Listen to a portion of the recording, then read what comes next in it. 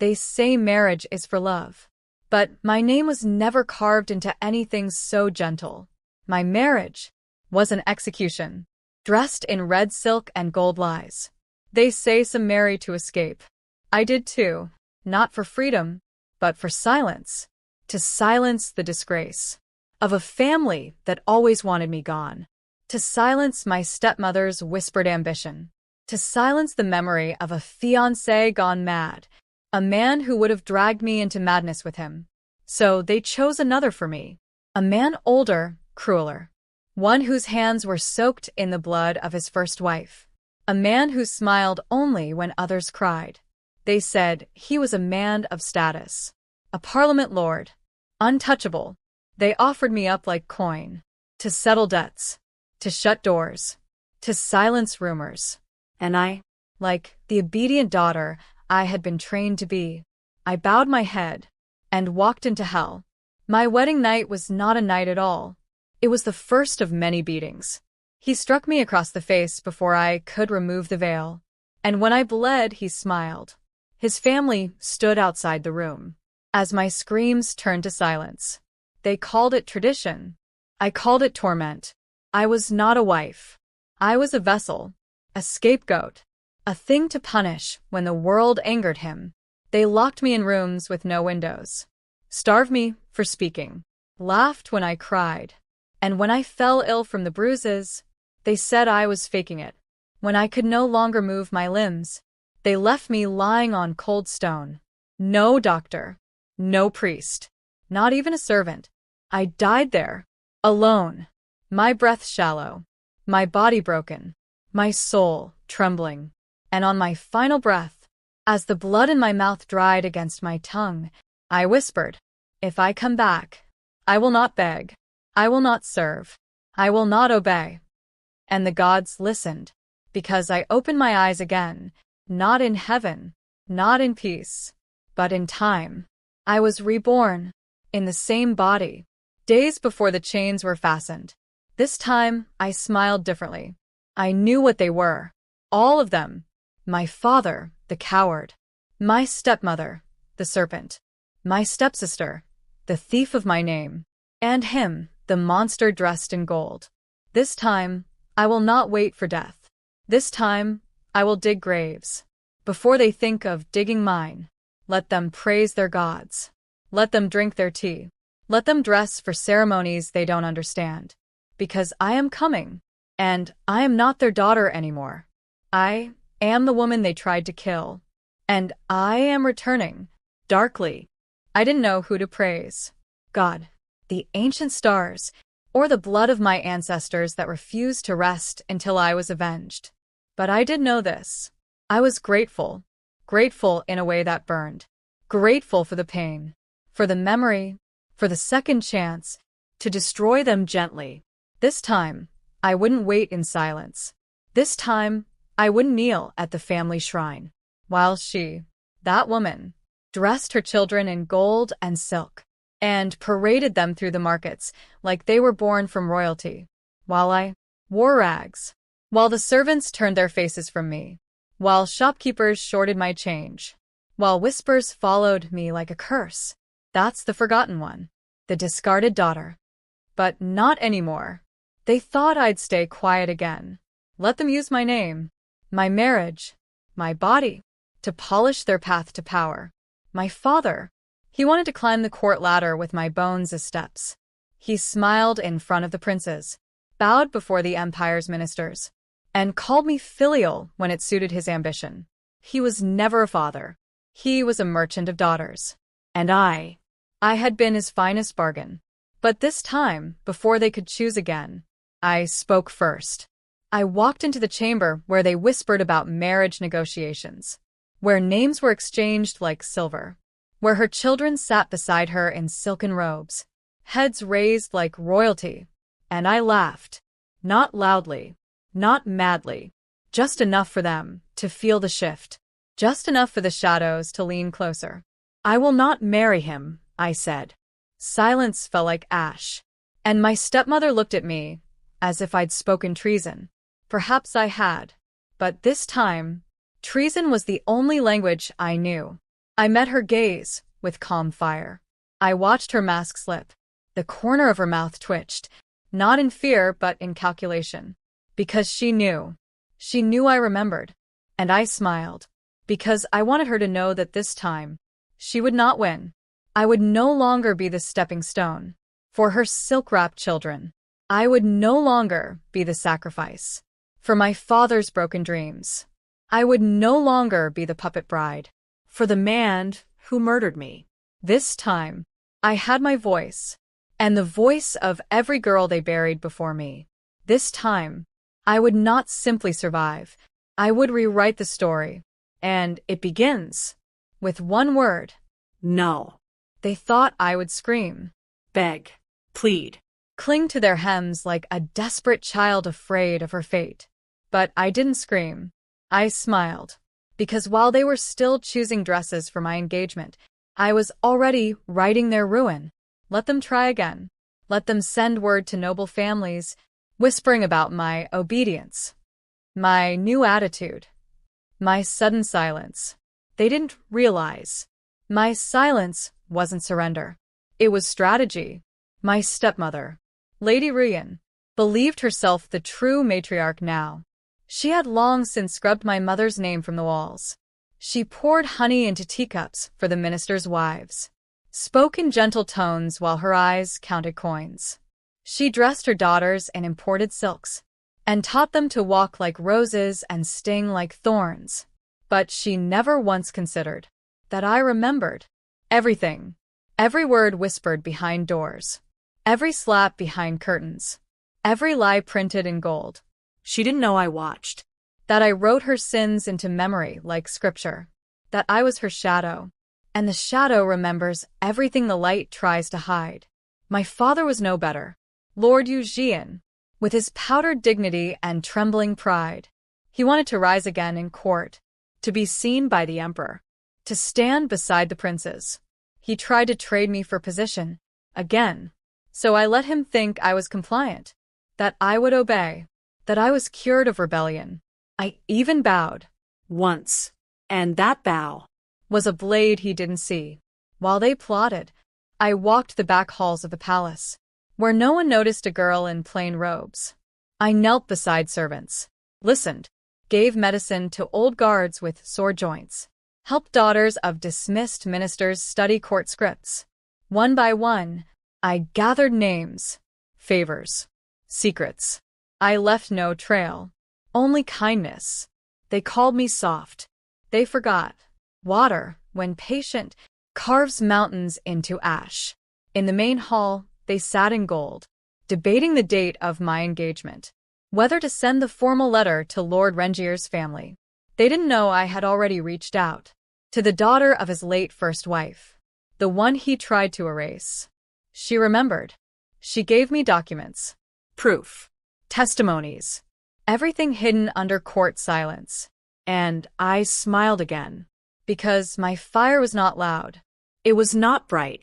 It was slow, crawling under the floorboards, soaking into their pride, waiting for the perfect breath to ignite. So yes. Let them try again. Let them praise obedience. Let them toast to the union. Let them wear red. But when the fire reaches the hem of her golden gown, and my father sees his legacy turn to ash, they will ask, when did it all begin? And I will whisper, soft as a prayer, the day you tried to bury me with a marriage scroll was the day I started sharpening the match. The first time I was born, they gave me a name and told me to forget it. In every hallway I walked, my name was spoken with clipped tongues, as if it was something shameful. That one, the first daughter, the forgotten girl. But this time, I choose who knows my name. I started with silence. Let them think I was healing. Let them believe the engagement would go through. Meanwhile, I watched. The court was a place of painted smiles and hidden swords, and I was learning how to wear both. But even I did not expect him. He was not like the others. He didn't bow to my father, or compliment my stepmother's bitter wine. He stood in the shadows, a noble lord, but not one my family had dared approach, because his past was as bloody as mine. They called him Lord Kale Oren, son of the Empire's ghost general. Feared. Dismissed. Rumored to have killed his own brother in a duel of succession. But what they feared most was his silence. Because silence is dangerous when it belongs to someone who sees everything. I met him during the spring offering. A parade of nobles walked in procession. Perfume, banners, deception. My family dressed me in soft blues. Subtle, modest, forgettable. As always. But when he passed me on horseback, He stopped. just for a second, he looked at me, not past me, and I knew he saw me, not the puppet, not the pawn. Me. That night, a letter arrived. No signature, no seal, just a sentence written in dark ink. The fire in your eyes doesn't match the ash they buried you in. I didn't sleep that night because for the first time, someone knew what I was becoming. In the weeks that followed, he didn't speak to me again, but I felt him at the edge of court debates, behind the pillars of the main hall, at the far end of the garden when I practiced sword stances. In secret, yes, sword stances. Because I would not be a bride this time. I would be a blade. And when I moved, He watched. not like a predator, like a man who had once bled, And recognized someone. who now chose to bleed on her own terms. Let my family gossip. Let them speak of renewed negotiations, favorable stars, auspicious signs. I was speaking to someone else entirely, not with words, but with silence sharpened into trust. This time, I would choose the one who looked me in the eye and didn't flinch at the storm inside. This time, I choose who knows my name. I was always told I was too delicate, too thin to lift a sword, too quiet to speak in court, too soft to survive a world built by men. So they wrapped me in silk, bound my waist, painted my lips, and told me to smile at those who wished me dead. But silk tears, paint fades, and smiles can hide anything, even war. Every night, when the rest of the house slept, I trained. A blade borrowed from the old groundskeeper, rusted but real. My body ached, but pain was no stranger. I had danced with it before. I trained in silence. Strikes, footwork, breathing. The first few weeks, I bruised like fruit. But I didn't stop, because rage is an excellent teacher, and vengeance gives the body strength. Lord Kale never said a word, but some mornings, there were salves left at the garden wall. Herbs for bruises, rolls of clean bandage, a single piece of salted bread. He never left a name, but I knew. He wasn't training me. He was watching to see if I'd break, and I didn't. By day, I was the dutiful daughter, Smiling. Bowing. laughing when appropriate. I let them think I was theirs again, let them speak of dowries, guest lists, the red robes I would wear. But while they stitched embroidery into my wedding robe, I was stitching together their undoing. The first crack came when I found a servant girl crying near the east wing, a girl who had once served my real mother, the one they never spoke of. I asked her why she cried. She handed me a box, small, heavy, hidden for years. Inside, letters. From my mother, to my father, begging him not to let Lady Rian move into our home. Until I was older, he ignored them, burned them, told everyone my mother had gone mad. And then she was gone. Just like that. No funeral. No explanation. Now I knew why. My stepmother hadn't just replaced her. She erased her. That night, I didn't cry. I sharpened my blade. Then I began to write copies of the letters. One set for the Emperor's scribe, another for the inner palace archives, a third hidden where even fire cannot reach. Lady Rian still wore gold, still drank tea with foreign guests, still smiled like she owned every room she entered. But I watched the corner of her mouth twitch. Whenever I entered now, she knew something had shifted. She just didn't know how deep the knife had already gone. They say you can't hide a sword in silk, but they're wrong. A sword in silk moves quietly, strikes clean, and cuts deeper than anything wrapped in steel. This time, I wasn't just surviving. I was preparing to ruin them, one thread at a time. Some ghosts walk, others knock, and some come wearing the face of a man you once trusted. He returned without warning, the ex-fiancé, the one who once called me his salvation, the one who shattered wine cups when I said no, the one whose obsession was not love, but possession. They told me he'd left the capital, banished after threatening one of the nobles during a betrothal dinner, a stain my family tried to scrub clean with silence. But now, He stood before me, dressed in court robes, holding an imperial letter sealed with crimson wax.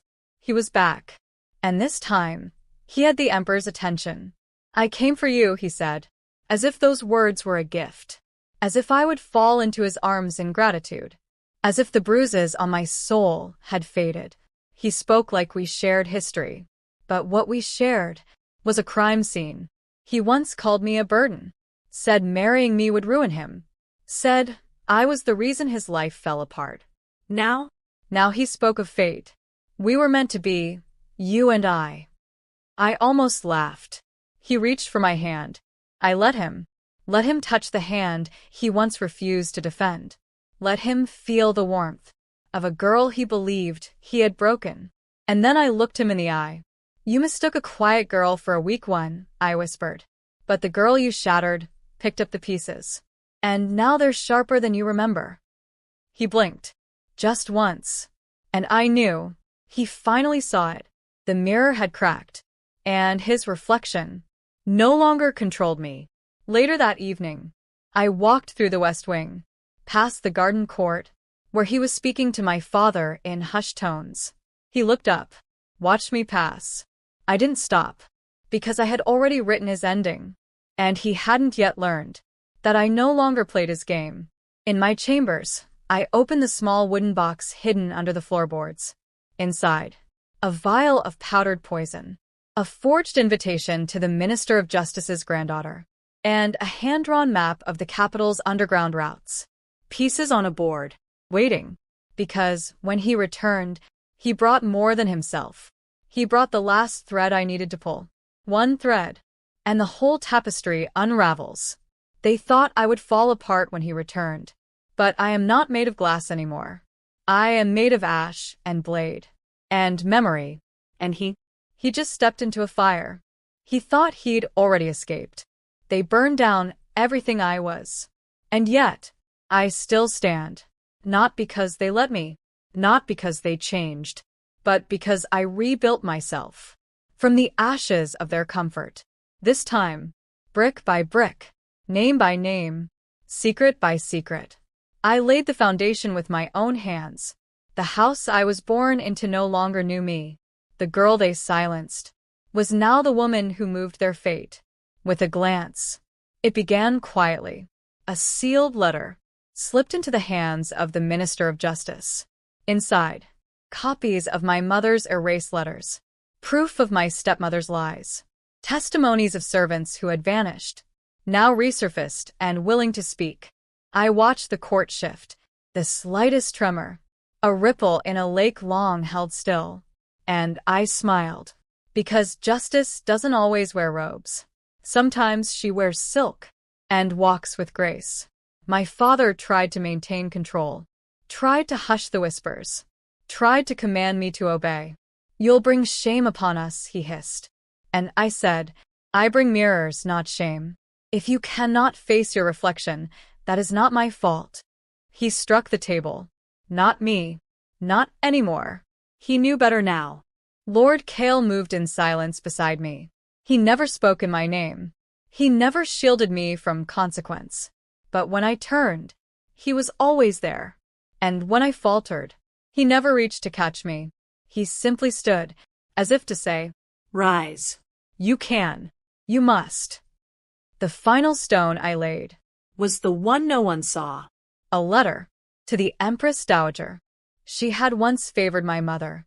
They studied poetry together, laughed in the southern garden.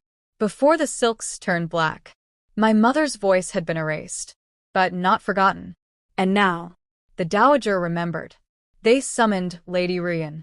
In the Hall of Petitions, beneath the tapestry of the founding empress, my stepmother knelt, and for the first time, she had no smile, no honeyed lies, no silk to hide behind. She tried to explain, To twist. To cry. but the Empress Dowager simply said, "When you poison a well, do not be surprised when the land refuses to bloom." And she was dismissed, not just from the court, but from the pages of power. Her name scratched out, just like she did to mine. I walked out that day, not as a daughter, not as a pawn, but as a builder. This house, the one made of ruin, memory, and defiance, it was mine now, and no one would burn it down again. There was a time I believed that love only came after surrender, that to be loved, I had to be quiet, Soft. grateful for scraps. But now I know, real love does not ask for silence. It waits in silence and listens when the world refuses to. He stood behind me for a long time, not speaking, not interrupting the wind, or the ghosts that lingered between the trees. Then, "It's over," he said. But I shook my head. No. Not yet. Because it's never just about surviving. It's about learning to live again. Without flinching, I turned to face him. Lord Cale Oren, the man who watched me bleed. Without pity, the man who left salves, but never touched my wounds. The man who didn't save me, because he knew I would save myself. And for that, I owed him nothing. But I offered something anyway. "Why didn't you ever ask?" I asked. He didn't pretend not to understand. "Because I knew you weren't ready to speak it." Silence passed between us. But this time, it was soft. Not heavy. Not sharp. Just honest. "Everyone I've loved before," I whispered, "has tried to mold me, Cut me down. remake me. But you just stood there, watching me burn, and still you didn't turn away." He stepped closer. Not enough to touch, but enough for me to feel the warmth between us. "You didn't need someone to save you," he said. "You needed someone to remember your name when you forgot it." I closed my eyes.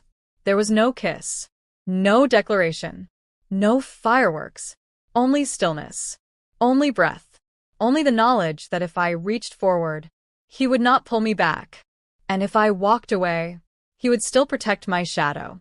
Not because I belonged to him, but because I belonged to myself. And he understood that. So I said it, not loudly, not with trembling, just enough for him to hear. "You may walk beside me, if you never ask me to bow." He bowed his head, not as a command, but as a promise. And that Was enough. This was not the love I had been taught to crave. It was the love I built, in the quiet, with my own hands. Like everything else, there's a sound you learn to recognize when you've survived betrayal. It's not the scream. It's not the blade. Not the moment your voice cracked, or your knees gave way on the cold floor. It's the knock. The quiet, almost embarrassed knock. The kind that hopes no one else hears it. Of those who once watched you burn and held the match. Now they stand where you once stood, outside, alone, wishing to be seen by the very eyes they once turned away from. They came one by one. First, my father, the man whose approval I bled for, whose word could build nations, but never protect his own daughter. He no longer wore the brocade of his status. Just gray, just shame. His voice, once iron, was now dust. He told me he was misled, that he was tricked, that his judgment had been clouded. But I remember the clarity with which he signed me away. "I still call you daughter," he whispered, "but I am no longer a daughter." To a man who counted silver, louder than my screams, I poured him tea, not with care, not with hatred, with neutrality. Set the cup down, watched the steam rise, then left the room, like a memory finally laid to rest.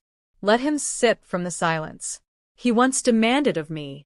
Days later, She arrived. my stepmother, once the portrait of control, Now a shadow in sagging silk. No entourage. No perfume. Just trembling lips. And hair undone by consequence. "May we speak as women?" she asked. But I am not the kind of woman she gets to speak to anymore. I am the woman she feared I'd become. The one who remembers. She tried to cry. Like we were sisters in suffering. But I watched the tears fall. Like a performance. Long past its audience. When she reached for my hand, I saw it. The same hand that penned my silence. And sewed my ruin. With delicate thread and a smile. And I did not move. Forgiveness, she once said, was noble. But she never offered it. While the crown sat firm on her head. Only now, when her throne had turned to dust. And then came her, the stepsister, the echo in my shadow, the mimic in my mirror. She wore no jewelry, no veil, just false softness wrapped in apology. She brought a gift, a poem, one I wrote when I still believed that love was enough. When I thought sacrifice meant something holy. The ink was faded, edges torn. "I kept it," she said, "because I always admired you." Admired? No. She envied. She copied. She took. And then she watched. As they threw me into silence, I looked at her, really looked, and saw not a villain, not even a rival, just a girl, who thought power came without the weight of pain. She wanted my name, my dresses, my destiny, but not my story. I took the poem, folded it gently. "You admired the wrong version of me," I said, then placed it into the fire. She flinched, like she'd been struck. I didn't, because I already had been. They came one last time, together, the whole cast of my undoing. They stood outside the gates of the house I built, from ash and fury. "Come back," they said. "Reclaim your place. You were always meant to lead." We were wrong. But I no longer needed a seat at their table. I had built my own altar. I stayed at the window, the curtains drawn wide, the door locked from within, and I did not answer, because I was already home. This story didn't end with fire, not with daggers, not with blood. It ended with stillness, a name restored in silence, a soul rebuilt brick by quiet brick. I was not reborn for their comfort. I rose for myself. And the greatest revenge was not what I took from them. It was what I refused to give back. My grief, my voice, my light. They came, expecting forgiveness, to be their reward. But this time, my peace was mine to keep. I had moved in peace and love. I took back my voice and life. They say when a heart breaks, it doesn't shatter all at once. It cracks in silence, one disappointment at a time. But when it begins to heal, the light returns louder than any scream. That was how I found love again, not in grand gestures or sweet promises, but in a gaze that never asked me to be anything less than the woman I had become. The man who had watched me from the shadows of my rebuilding wasn't a stranger. He was the storm they feared, the ghost they whispered about. Lord Eugene, a noble son of the Empire's ghost general. A man they claimed had blood on his hands and fire in his breath. But to me, he was the only one who never turned away. He saw me not as the broken daughter of Lord Eugene, not as the discarded ex-fiancée of Cain, not even as the woman who had climbed back from death, but simply as myself. He never approached me with pity.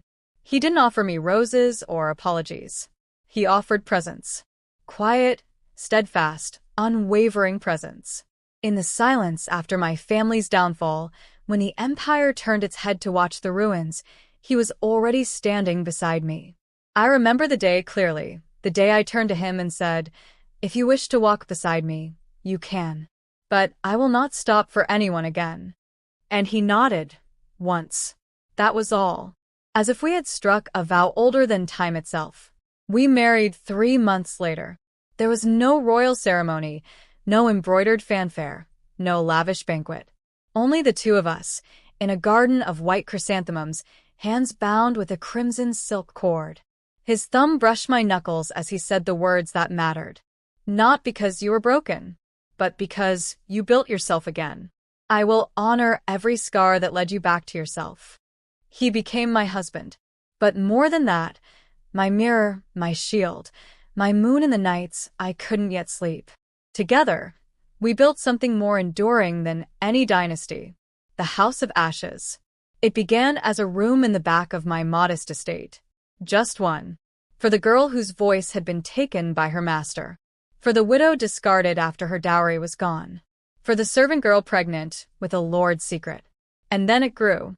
Within a year, the House of Ashes became a haven. A quiet storm. A home for women who, like me, had been burned alive by the world and learned how to rise from smoke. We taught skills, ink work, embroidery, swordplay. We offered protection, education. We offered names back to those who had been called nothing for too long. Lord Eugene L. funded the first wing with gold hidden from his family's vaults. He never asked for thanks. He only said, build it higher. Let them see what a woman looks like when she refuses to stay dead. And so we did. The empire whispered again. Not about my shame, but about the fire I became. Some called it rebellion, others revolution. I called it resurrection. Lord Eugene stood at the gate each morning as I opened the doors. Not because I needed him, but because I had chosen him. That is what love became. Not a cage dressed in silk, but a sword laid beside mine. Not a man who told me to bow, but one who knelt when I was tired, so I could rest my crown upon his shoulder. In this life, I did not just survive the ruin. I rebuilt from it.